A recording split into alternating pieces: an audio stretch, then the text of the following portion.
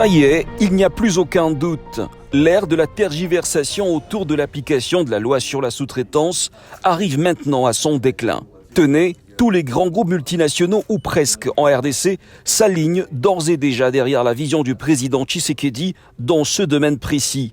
C'est le cas du groupe CIMOC, qui a en son sein TFM et tant d'autres, qui acceptent volontiers de concéder un nombre important des marchés de la sous-traitance aux sociétés éligibles dont la liste sera bientôt connue. J'ai eu personnellement une conférence call avec l'actionnaire majoritaire du groupe CIMOC, qui d'ailleurs je félicite pour son esprit d'ouverture et de collaboration. Le moment qui était attendu par les Congolais, le moment est arrivé. Nous sommes mis d'accord sur les recommandations qui seront faites au courant de la semaine des sous-traitants par secteur d'activité. Et nous nous sommes mis d'accord sur des grands marchés, entre autres l'excavation, la fourniture des réactifs, la construction et autres fournitures. Donc quand je parle de ça, ce sont des biens et services qui font fonctionner la mine.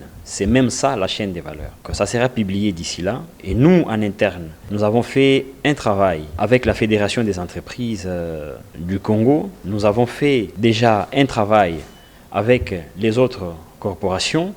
Nous mettrons au devant les grands sous-traitants qui feront fonctionner la mine et qui, à leur tour, vont sous-traiter les autres qui montent pour garder le bon fonctionnement de la mine, parce que comme nous sommes arrivés au niveau où l'ARSP, sous la vision du chef de l'État, a créé ces opportunités, et l'ARSP continuera à créer ces opportunités.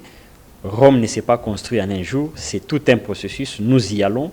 Tenke Fungurume Mining, un des géants miniers qui dispose d'une importante réserve du cuivre et du cobalt au monde, apprécie à juste titre les efforts du chef de l'État et de son bras armé, Miguel Cachal-Katembe. Pendant l'échange avec M. le directeur de l'ASBB, le directeur général apprécie beaucoup les efforts que TFM a fait dans le domaine de l'application de la loi de sous-traitance. Il a nous donné des conseils à l'avenir de notre activité de société. TFM a promis de respecter strictement la loi de sous-traitance et effectuer les activités dans le domaine de sous-traitance. Donc, on a remarqué qu'il y a des problèmes chez nous. Donc, on va faire tous les efforts pour améliorer la situation. Je crois que sous la direction de l'ANSP, notre société sera ouverte, transparente et active de coopérer avec l'ANSP pour améliorer et faire et travailler bien dans ce domaine de sous-traitance. Les sous-traitants recommandés par l'ANSP, on croit qu'ils sont tous qualifiés. Donc, ils sont tous bienvenus pour travailler chez nous et contribuer leurs efforts au développement de société, aussi au développement local.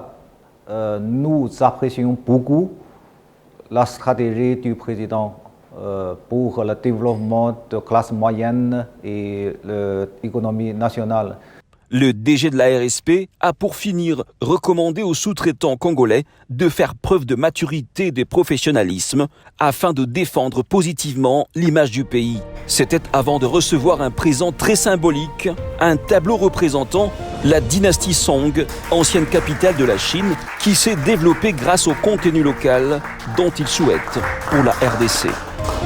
ARSP, bras armé de l'État pour la création et le développement de la vraie classe moyenne congolaise.